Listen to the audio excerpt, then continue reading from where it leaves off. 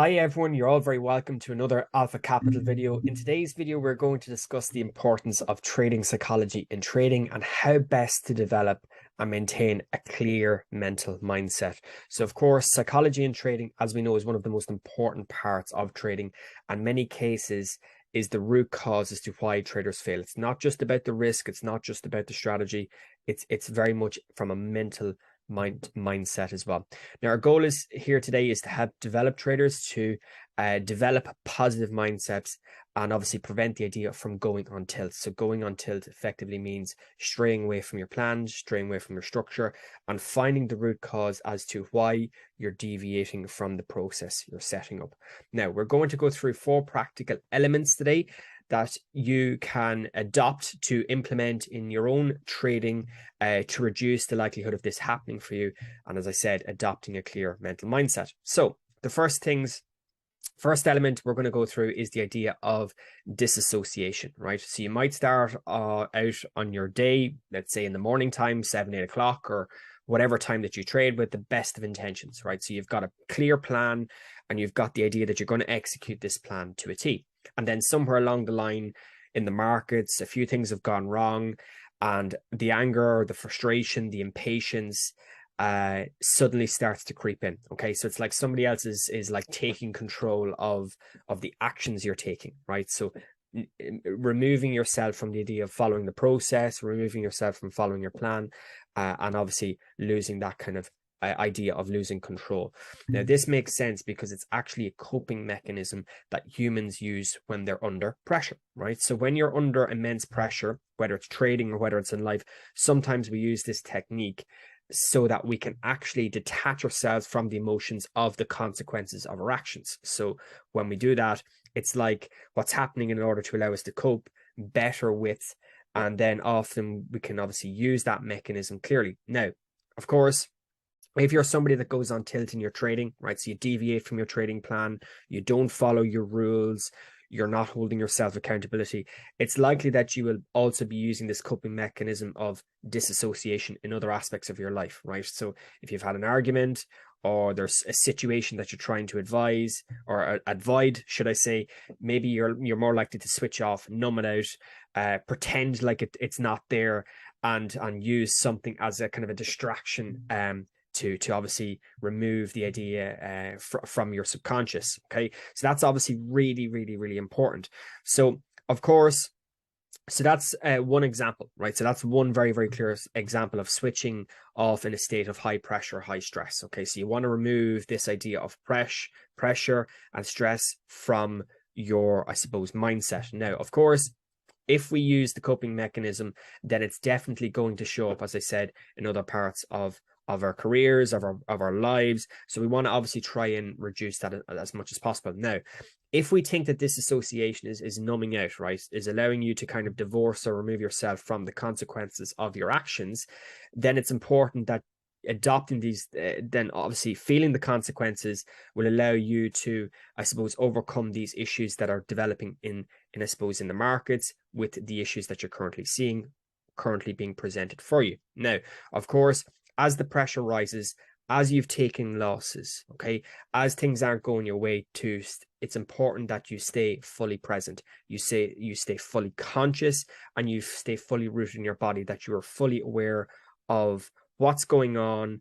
You're removing the idea of let's say, going into autopilot mode, which is effectively, as we say, is essentially going on tilt. So you're looking to try and remove that as much as possible. Now, the idea of, if you don't want to revenge trade, if you want to respect your daily loss limits and maximum risk exposure, the 5% and the 10% limits that are employed by obviously most organizations, most prop trading firms, should I say, you want to make sure that you're actually exiting at stops when you're supposed to be, and staying present in the moment, right? So that allows you to have absolute control over the decision-making process, absolute key in really doing this. So, of course, let's talk about how this is obviously so important in terms of the actions, in terms of the decision-making process. So the first is really naming your emotions. So this might sound like a really simple exercise, but it's actually shows in research and in obvious academics how important that is. So obviously, if you're frustrated,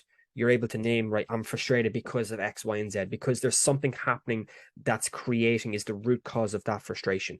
If you're impatient, so let's say you're looking to take a trade and you're looking to get in a trade, but you're entering too early. Okay. So that's obviously impatience, right? So being able to identify that is really, really important because it reduces the effect that it'll have on you long term, obviously within your trading, but also in life as well. So even being consciously naming your emotions as you sit in the market and you feel the urge to revenge trade, or obviously develop that impatience, develop that frustration, this shows for you that actually take a step back, remain calm, remain focused, take a split second just to name those emotions will actually help give you a much more structured process in the longer term.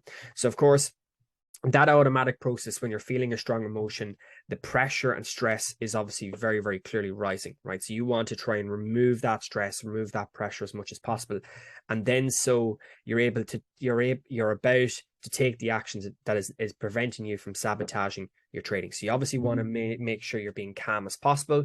You want to make sure you're being structured, but at the same time, you want to be making sure that you're having that mental mindset, a clearer parity within your mind, making sure that there's no distortion, of course, really in the background as well. Okay. So if you can disrupt this automatic process by naming the emotions, so usually if you're going on tilt, then it's going to be an emotion, as I said, like frustration, like fear, worry, anger. Any of those can potentially be applied.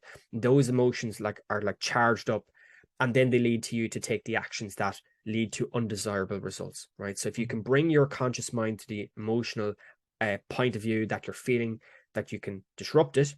Obviously, that is a really, really simple technique, and it takes, as I said, just a few seconds. So it's important to kind of have that clearer parity of your mind, clearer consciousness, and then to be able to get into the habit of doing that. Then you start to train yourself not to divorce yourself from the consequences or the reality of the situation, and instead you're training yourself to stay present within your mind with the circumstances or the results that are obviously developing from your actions. So making sure you stay present is very, very important. Now, tip number 2 is journal after every trade. Now, this is something that we adhere to and we encourage in every single risk review. So when we do our risk reviews with our traders, for those who are struggling, one of the very, very important things that we look at is journal your trades. Look at where things are going wrong. And this habit, for us is really, really, really important. It's something that we, as we said, we really recommend and I kind of encourage here at ACG. Now, it is something that you consistently implement as a mental training technique. Now, I've used journals for many, many years now because it allows me to identify every aspect of my trading, whether it's psychology, whether it's mental, whether it's the technical side, whether it's the fundamental side, my risk. It allows me to coordinate and review every single aspect to making sure that I'm developing this training technique. You know, as I said, I've done it for many, many years, and I found that in recent years, it's really had to develop that longer term consistency, that longer term structured approach to the markets. You're not just looking about the short term progression, you're looking about trying to make this a career. And really, that's really, really, really important. Now, of course, as I said, it's something that you can consistently implement as a mental training technique or as a technique to work on your trading psychology. Okay, but you don't only just implement it, as I said, when things have gone bad. You need to be doing it when things are going bad, but also when things are going good. And it doesn't have to be 2 A4 pages of a massive extract of information. It can be just simple bullet points, simple information, entry, exit, how you're feeling when you took the trade, why did you take the trade, and then a quick result at the end. Say, how did you get on? Did you follow your trading plan? Did you exit when you wanted to exit? Did you get the outcome did you get the desired outcome that you're looking for? Now, the first point you would write down is the emotion, right, that you're feeling while you were in the trade. And this does 2 things. Now, this for me is really, really important because it keeps you connected with what's going on around you, but it also keeps you in total control. So when we talk about our risk reviews, it's important complete control of our position sizing, complete control over the actions we take, complete control in terms of us following our trading plan. And that's really, really imperative to having that longer term consistency, that longer term success. Okay. In turn, this keeps you present not only in your body, but also connected with what's going on around you. Okay. So again, stops you or prevents you from potentially straying off course, straying off your path, and going on tilt, right? That's ultimately what we're trying to do here, okay? The second thing is that it gives you really useful information that builds up what we call self-awareness, right? If you're constantly looking at your trading and reviewing over a longer period of time, then you can actually start to see patterns of the emotions, right? That regularly show up when you're trading. So let's say, for example, if you can see that there's a run of trades that's going bad, there's probably a psychological trait that's leading to that. It's not just that you're reading the markets incorrectly. It's not just that you're misinterpreting the moves in the markets. There's probably something deeper going on.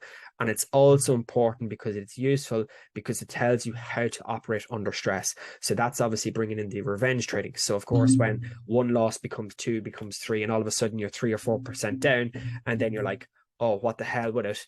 And then you try and revenge trade to make all that money back. And then you put yourself into a deeper situation. So if you're somebody that is not dealing well with pressure of being in the market, you're going to see emotions like fear, frustration, resentment, impatience show up an awful lot, right? So that tells you that it tells you then that working on how you deal with pressure is going to make a big difference in terms of that longer term success. So the way I would look at it in simple terms, whether your trade wins or whether your trade loses, it's important to remain focused on, right, that trade's done. It's now on to the next opportunity. You nearly become not so much robotic in nature, but you're nearly kind of immune to the euphoria, but you're also trying to be immune to obviously the frustration. You're trying to remain calm. You're trying to remain focused as much as possible. Now, the next point is really to write down whether you executed your trading plan as you had intended to, right? So that's really, really important because that shows then, right, if you have a trading plan and there's certain things you look for, making sure you're following that process, okay? And so, like I said there, again, you're implying this on every trade. It's not just your winning trades. It's not just your losing trade. It should be consistent across the board. So sometimes you will have stuck to it, and sometimes you won't. Okay, and that's normal. There's not a trader that I have come across that effectively sticks to their trading plan 100% of the time. You're not a robot. Emotions come into play. It's just about kind of minimizing the negative effect that those emotions will have on your trading. So of course that you're demonstrating yourself that you can say, well, under normal circumstances, as best as possible, to a high percentage probability, I can remain calm, right? That you demonstrate that you're removing the opportunity from deviating from your trading plan. And that's really, really important as well. Okay. So for example, some examples of that might be staying in the trade too long, right? Ignoring my stop. I went over my daily loss limit, right? Those are some very, very simple things.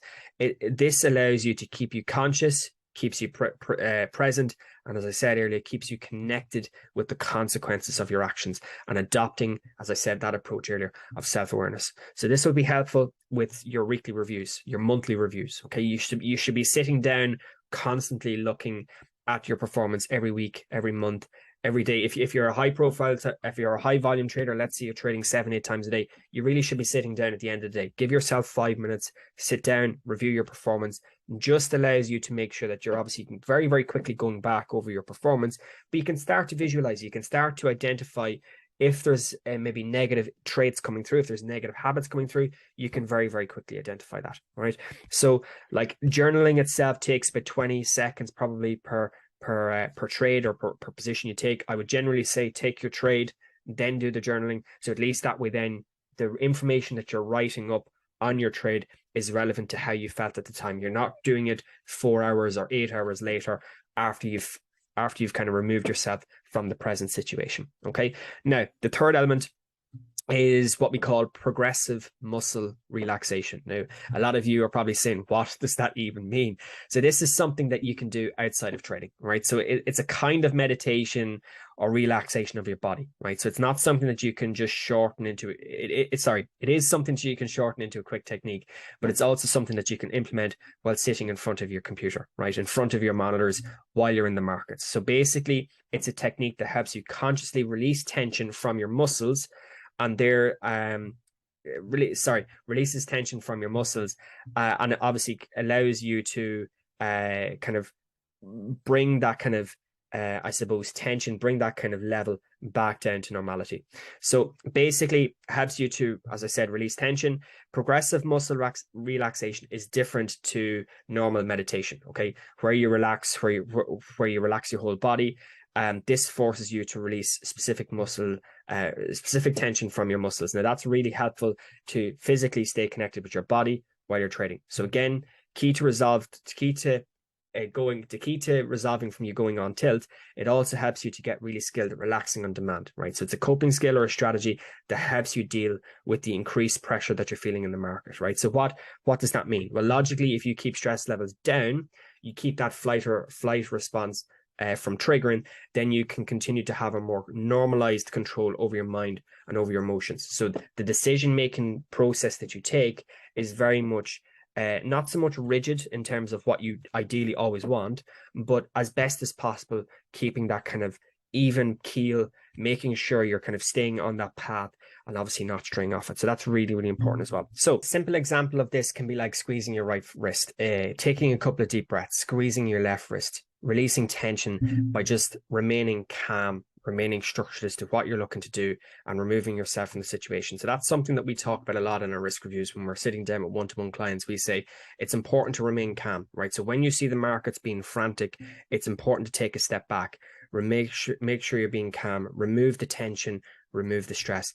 And that's really, really, really important because, of course, that's something that you can implement at any time in your trading day. It's not just staying connected to your mind, but it's also your body, which enables you to release that tension, release that stress to make sure that flight or flight response doesn't break out. That idea of losing all sense of structure doesn't obviously break through. And as I said earlier, going on tilt. Now, lastly, the final element is something that we kind of do an awful lot as well in terms of holding yourself accountable. Okay, why is this important? Well, if you want to do this in a very, very conscious way to make sure that you're not focusing on the P&L, right? Very, very important that traders don't focus on the P&L. That's one of the biggest issues that we have, why so many people trade incorrectly or fail, because they're too focused on the P&L. They're not looking at all of the other external circumstances that it leads to a negative effect. Okay, so with that, it's going to create more pressure for you than setting performance goals. So I say to guys, you're better off, and ladies, you're better off having performance goals. So 2% a month, 4% a month, 6% a month, whatever it is, right? It's relevant to you within your plan. I think often as well, what you tend to see is traders become too fixated on P&L. They're trying to go from a 10K account to a 100K account or whatever. And that's where the over leverage comes in. That's where the discipline goes completely out the window with the bathwater. So it's important to make sure that you remain calm, right? These goals very much, I suppose, help you to be accountable, okay? They help you with the execution of your trading plan and making sure you have a clear mindset, okay? So instead of setting a profit goal for a trade, obviously you'll have a profit target. Yes, I think everyone does. You'll have a risk, you'll have a reward. There's generally three things you look for when you get in. Where are you getting in? Where are you getting out? Where's your stop loss? That's fine. But instead of setting, I want to make $1,000 in a trade or $1,000 per day, you set a goal that focuses on the execution of your trading plan, because the execution of the trading plan will take care of everything else in the long run, right? So you want to focus that, say, well, if I have a set criteria, A, B, and C, I want to make sure that 90% or more of all my trades follow that criteria. Right, you're not just focused on the P&L, you're making sure you've got a clear mindset. And that's also evidently really, really important. Now, I want to make sure that it's important that you kind of take all of these elements into consideration. So where do I want to exit? Have I exited accordingly to my trading plan, or having hit my target? So goals like that hold you accountable, right? That's really one of the big things. And even with the risk reviews, we even say it demonstrated holding yourself accountable. So they stop you from over focusing on the P&L, because one of the things that going on tilt is that you start losing, right? And you start banking up that debt, and then you're looking to say, well, how much money do I need to make back to get back to parity? And then it kind of in your head what you want to actually come back from, and then absolutely cause you to go past that daily limit. So that's where kind of the evolution of risk then increases exponentially. And then, of course, then you're more likely to hit those thresholds. You're more likely to fail those evaluations, to fail those challenges. And of course, hit drawdown limits, get margin called. Okay, these are very, very simple results that leads to obviously the not having clarity and not having a focus and not having accountability. Okay, so you often trade yourself into a hole, right? So if you hold yourself accountable to these stats, it helps you to stop focusing, as I said, on the P&L, which is actually the key to success in trading, okay, or key to succeeding in trading. So set these goals and track them and review them. At the end of the day, end of the week, end of the month, you're able to sit down and say, am I doing what I'm said I'm doing in my plan? Am I following my plan? Not just from the trading, not just from the technical or the fundamental perspective, but from mindset, from the discipline perspective, from the psychology elements. Okay, our dashboard allows you to do exactly that. We have all of the trading data present. We have the risk reward ratios. We have the profit v loss figures, the quantity of trades, the size of your positions. So all of those pieces of information coupled with your trading journal will really help to, I suppose, affirm what you're looking to do, how you're progressing, are you staying on that path, and making sure you're obviously developing that consistently. So if you do that consistently, day after day, it doesn't become like a chore or a job. It becomes second nature to you. You nearly do it without thinking. You nearly do it without kind of subconscious. That's kind of what I'm trying to say there. So you'll start shifting your mindset to authentically buying into the idea in trading is actually successful execution of your trading plan rather than just kind of quickly focusing on the P&L.